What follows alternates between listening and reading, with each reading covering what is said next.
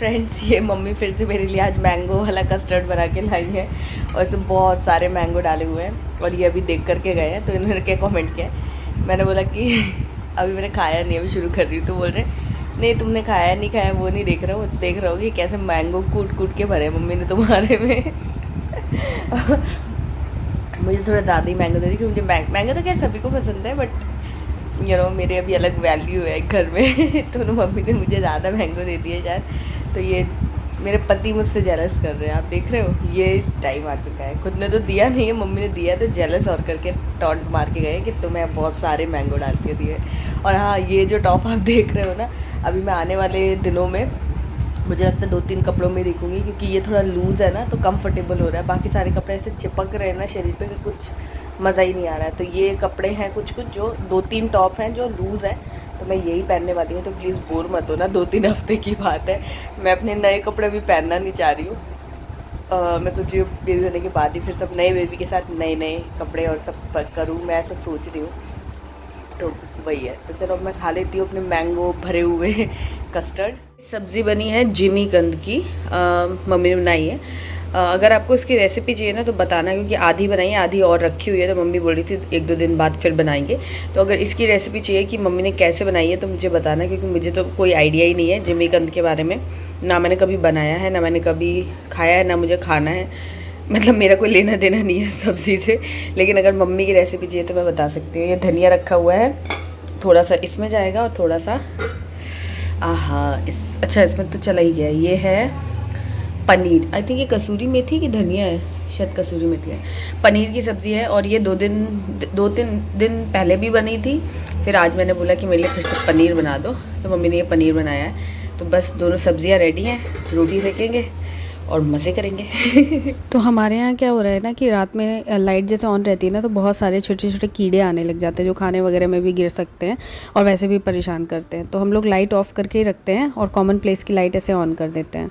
तो जब खाना लग जाता है, एकदम खाने की फाइनल स्टेज में आते हैं, तब फिर आगे सेक्शन की लाइट जो भी जलाई है ना वो जला देते हैं। तो प्रॉपर रोशनी रहती है खाना खाते टाइम और कीड़े का भी टेंशन नहीं रहता है। तो यहाँ पर अभी खाना लग ही रहा है, टेबल पे सारा सामान लाया जा रहा है किचन से। और आप लोग बताना आपके भी ये प्रॉब्लम है कीड़े वाली या फिर सिर्फ हमारे यहाँ ही हो रही है।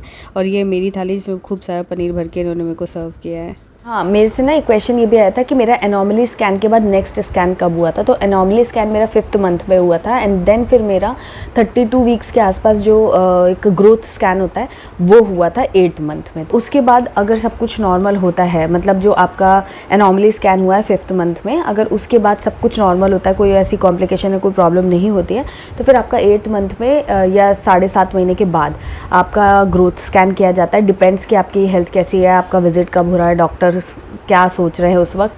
तो कभी भी हो सकता है, कोई ऐसा फिक्स नहीं है। बट हाँ, 30 वीक्स के आसपास, 30, 32 वीक्स, 33 वीक्स ऐसे करके आपका वो ग्रोथ स्कैन, अल्ट्रासाउंड स्कैन किया जाता है और उसमें देखा जाता है प्रॉपर कि बच्चे की कितनी ग्रोथ हुई है, एमनियोटिक फ्लूइड वगैरह कैसे कितना है, क्या है, कम है, तो फिर आपको वहाँ गाइड किया जाता है। बिकॉज 8 मंथ लगते लगते ऐसा प्रॉब्लम आने लगती है कि एमनियोटिक फ्लूइड जो है, बच्चे का वेट बढ़ जाता है ना, तो थोड़ा सा ये प्रॉब्लम आ सकता है। तो जो भी लोग मुझसे पूछ रहे थे, तो एनॉमली के बाद सीधे मेरा यही स्कैन हुआ था 33 या 34 वीक में, मैंने आप लोगों को बताया भी था। तो डायरेक्ट यही स्कैन हुआ था और इसमें एमनियोटिक फ्लूइड वगैरह चेक हो जाता है। ये भी कोई पूछ रहा था कि एमनियोटिक फ्लूइड कितना है, वो कैसे पता चलेगा। तो वो आपका वही जो 32 वीक्स के आसपास जब आपका स्कैन होता है ना, तभी पता चलता है। उसके पहले ऐसे आपको या तो डिहाइड्रेशन या अनईजीनेस कुछ होगा तो होगा, नहीं भी कई बार कुछ सिम्टम आपको नहीं फील होते हैं। बच्चे की मूवमेंट आपको थोड़ा ध्यान रखना पड़ता है और ज़रूरी नहीं है कि आपको सिम्टम फील हो, वो स्कैन में ही डायरेक्ट आपको, तो वो डायरेक्टली आपको स्कैन जब होता है ना, तब उसी में ही पता चल जाता है कि आपका फ्लूइड वगैरह कितना कम है। अगर ज़्यादा कम है तो फिर डॉक्टर कुछ मेजर लेते हैं, अगर थोड़ा बहुत ही कम हो रहा है तो फिर वो आपको ज़्यादा से ज़्यादा पानी पीने की एडवाइस देते हैं। तो अभी गर्मियाँ चल रही हैं तो पानी वैसे भी ज़्यादा पीना है, और अगर आप अपने 3rd ट्राइमेस्टर में आ चुके हो तो फिर आप पानी का इंटेक अपना बढ़ा दो, सो दैट कि आपका एमनियोटिक फ्लूइड जो है वो अच्छे से मेनटेन हो सके। Hello everyone, good morning and welcome back to my channel. मैं हूँ निधि। सो अभी मॉर्निंग का टाइम है, आरव स्कूल जा चुका है और अभी ब्रेकफास्ट टाइम है। सब लोग ब्रेकफास्ट करने जा रहे हैं, मैं भी ब्रेकफास्ट करने जा रही हूँ। और आज के ब्लॉग में मैं आपको बहुत ही प्यारी प्यारी चीज़ें दिखाने वाली हूँ, तो ब्लॉग में बने रहना एंड तक। और चलो थोड़ी देर बाद मिलती हूँ ब्रेकफास्ट करके। ये बताना आप लोग कि आप लोग भी नज़र को मानते होंगे कि नज़र लगती है, नज़र के बारे में क्या आपके थॉट्स हैं मुझे बताना, क्योंकि इसके ऊपर मेरा एक ओपिनियन है जो मैं बाद में आप लोगों के साथ शेयर करूँगी। मतलब है, मैं बताऊंगी आपको। नेगेटिव नहीं है मेरा कोई भी नज़रिया, ज़्यादातर मैं नेगेटिव रखती नहीं हूँ। लेकिन हाँ, आप लोग मुझे बताना कि आप लोग कैसे मानते हो, किस लेवल पे मानते हो। कई लोग बहुत ज़्यादा हाई लेवल पे एकदम ब्लाइंडली मानते हैं, कई लोग थोड़ा थॉटफुल होकर मानते हैं। बट नज़र लगती है कि नहीं, और अगर लगती है तो आप कैसे उसको उतारते हो, कैसे आइडेंटिफाई करते हो, ये मुझे बताना। मुझे काफ़ी दिन से मेरे दिमाग में चल रहा था, मैंने सोचा आप लोगों से पूछूँगी कि क्या है आपकी ओपिनियन। फिर मैं आपको अपना ओपिनियन आपको बाद में बताऊंगी, तो शायद आप लोगों को जिसको भी है तो थोड़ा मेरा नज़रिया जानने को मिलेगा, अच्छा लगेगा। तो बताना मुझे कमेंट सेक्शन में कि हाँ क्या होता है, नज़र लगना होता है, किसकी नज़र लगती है, ये भी एक है ना डाउट।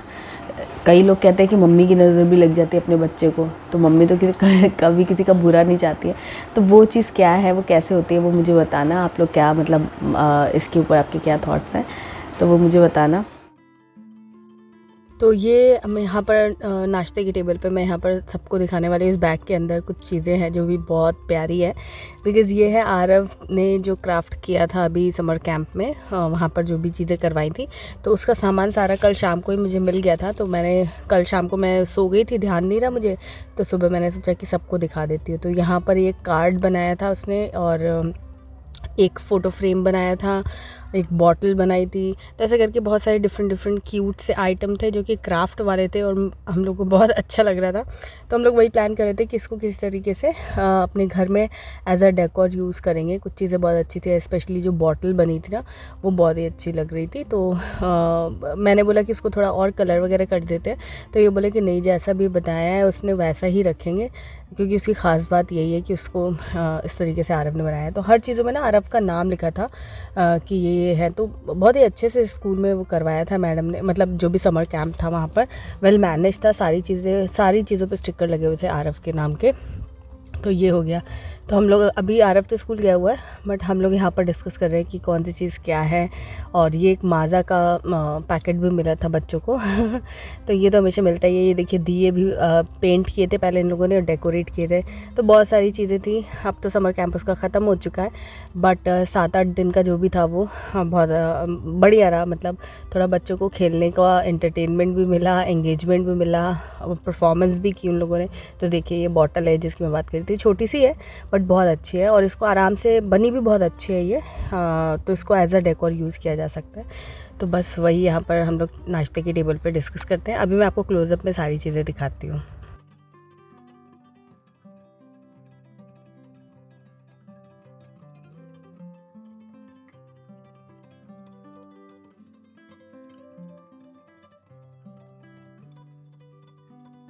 हाय एवरीवन, सो ब्रेकफास्ट वगैरह हो चुका है, मम्मी पापा टीवी देख रहे हैं, काम चल रहा है, झाड़ू पोछा ये सब चल रहा है।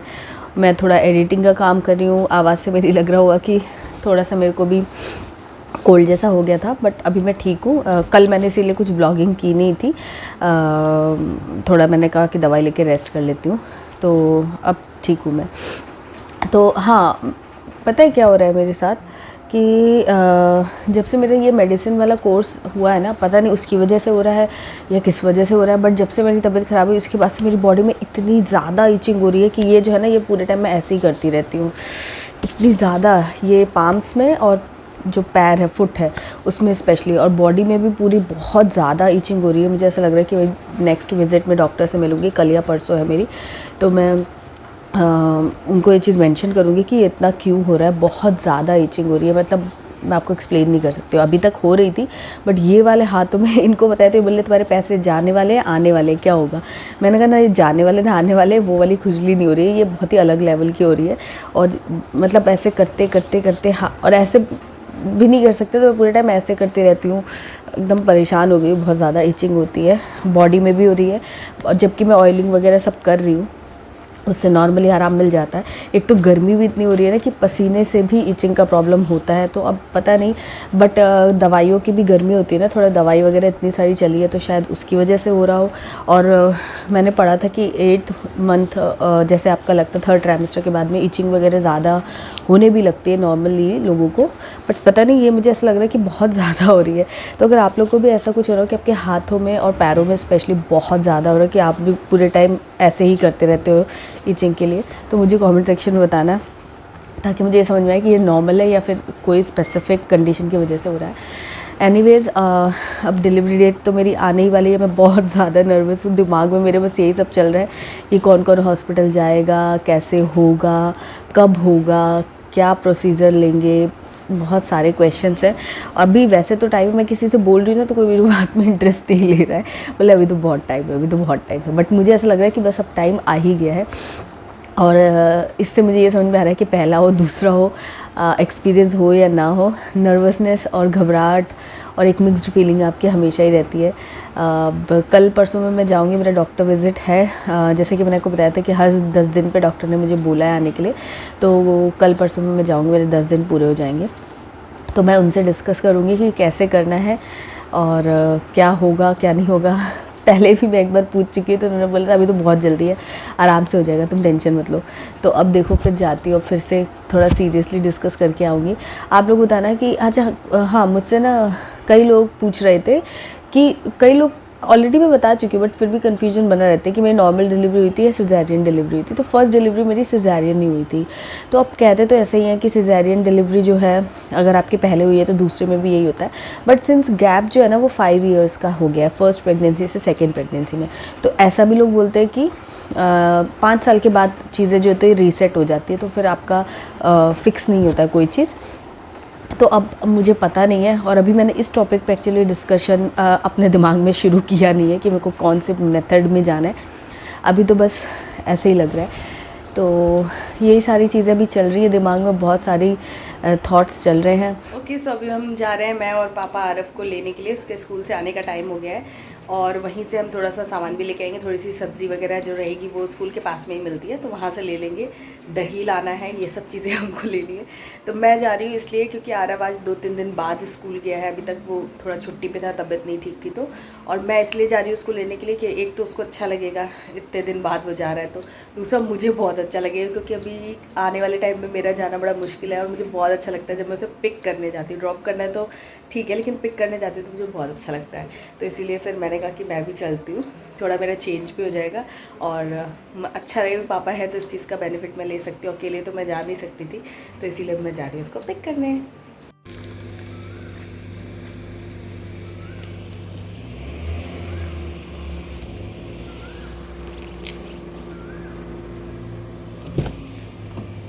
गरम है, यहाँ रखने से सही हो गया। तो गर्मी बहुत रहती है ना, तो मोस्टली क्या होता है गाड़ी जो है ना वो बहुत ज़्यादा गर्म हो जाती है, भट्टी के जैसे एकदम गर्म रहती है। बट आज पापा ने इसको छाँव में पार्क कर दिया था सुबह, तो गाड़ी एकदम ठंडी थी, तो हम लोग वही डिस्कस कर रहे हैं कि आज गाड़ी गर्म नहीं हुई। और पापा हम लोग स्कूल पहुँच गए तो वहाँ पास में ही सब्ज़ी वाला रहता है, तो वहाँ से मैंने सोचा कि जो ज़रूरी है वो ले लेते जाती हूँ। यहाँ से अमीरों वाली चीज़ लेमन नींबू लिए हैं, और ये नींबू जो हमें मिले हैं ये हैं 250 ग्राम मैंने लिए हैं 50 रुपए के। और पता है प्रॉब्लम क्या हो रही है, मैंने ना नींबू ले लिए हैं 250 ग्राम लिए हैं, और अभी क्या प्रॉब्लम हो रही है, एक तो रेट बहुत ज़्यादा है और दूसरा कि रेट बहुत ज़्यादा होने की वजह से ना जो फार्मर्स हैं वो क्या कच्चे कच्चे तोड़ ले रहे हैं, सो दैट कि अभी जो हाई प्राइस है उस पर वो बेच रहे हैं, उनको प्रॉफिट ज़्यादा हो जाए। तो हम लोग जो मतलब कस्टमर्स हैं वो पैसे भी पे कर रहे हैं एंड चीज़ भी उनको अच्छी नहीं मिल रही है,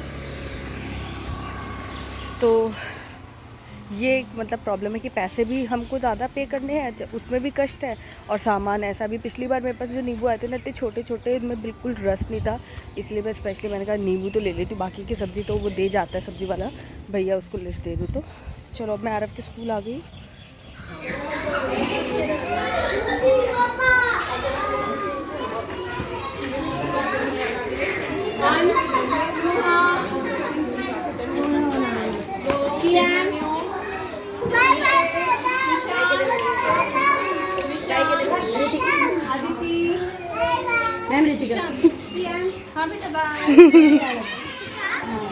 और ये भी है कि अभी जो व्लॉग्स आएंगे कभी मिस भी हो जाएंगे, कभी ऐसे टेढ़े मेढ़े बन जाएंगे, तो आप लोग थोड़ा चीज़ पे एडजस्ट भी करना, सपोर्ट भी करना, बिकॉज़ तबीयत अब डे बाय डे ऐसी ही रहेगी। तबीयत मतलब ऐसे ख़राब नहीं होती हमेशा, मतलब ये है कि समय नज़दीक आ रहा है तो आपको थोड़ा आलस भी आता है, थोड़ा रेस्ट भी ज़रूरी है, गर्मी भी है, बहुत सारी चीज़ें रहती हैं। तो अभी क्या, मैंने इतनी सारी दवाइयाँ खाई हैं ना, तो मुझे बहुत ज़्यादा नींद आती है, सुबह शाम रात बहुत नींद आती है। तो बस वही है कि जब से दवाइयाँ ली है तब से मतलब नींद बहुत अच्छे से आ रही है। पहले जैसे नींद की प्रॉब्लम होती थी, अभी दिन में भी नींद आ जाती है, और शाम को भी जब भी वैसे सोने की कोशिश करती हूँ तो नींद आ जाती है। तो फिर मैं सोचती हूँ नींद आ रही है तो सो ही लो, थोड़ा रेस्ट भी हो जाएगा। तो मेरे को लगता है दवाइयों का थोड़ा असर है, उसकी वजह से ये प्रॉब्लम नहीं, मतलब अच्छी बात है कि एटलीस्ट मैं सो पा रही हूँ। तो उसकी वजह से थोड़ा सा जो प्रोसेस है ना वीडियो एडिटिंग का, डालने का काम का, वो थोड़ा स्लो हो गया है। बट आई एम हैप्पी कि जितना भी टाइम रहता है उसमें मैं कर पाती हूँ। मम्मी भी हैं घर पे तो थोड़ा सपोर्ट हो जाता है उनका, तो धीरे धीरे करती रहती हूँ। इसीलिए टाइमिंग भी आपने देखा है कि चेंज होती रहती है, कभी भी वीडियोज़ आते हैं तो आप लोग इस चीज़ का ध्यान रखो कि यार बड़ी मेहनत से मैं वीडियो बनाती हूँ। जब डालती हूँ तो फिर आप लोग देख लिया करो। कोशिश मेरी रहती है कि मैं डेली डाल दूँ, बट आगे मुझे लगता है कि एक आध बार ऐसे मिस हुआ करेगा। तो बस अब आप लोग की दुआओं, सपोर्ट, प्यार, मोहब्बत, सब चीज़ों की ज़रूरत है। थोड़ा उससे एनर्जी और पॉजिटिविटी मिलेगी। मैंने बताया मेरे लिए आप लोग बहुत ज़्यादा मायने रखते हो, तो बस उस चीज़ को बनाए रखना। और बस इसी के साथ मैं आज का व्लॉग एंड करती हूँ। कल फिर मिलेंगे नए व्लॉग में, नई बातों के साथ में। अगर आज का व्लॉग पसंद आया तो लाइक, कमेंट और शेयर ज़रूर करना, चैनल को सब्सक्राइब कर लेना और बेल आइकन ज़रूर प्रेस करना। मैं मिलती हूँ आपसे नेक्स्ट वीडियो में, तब तक के लिए बाय एंड टेक केयर।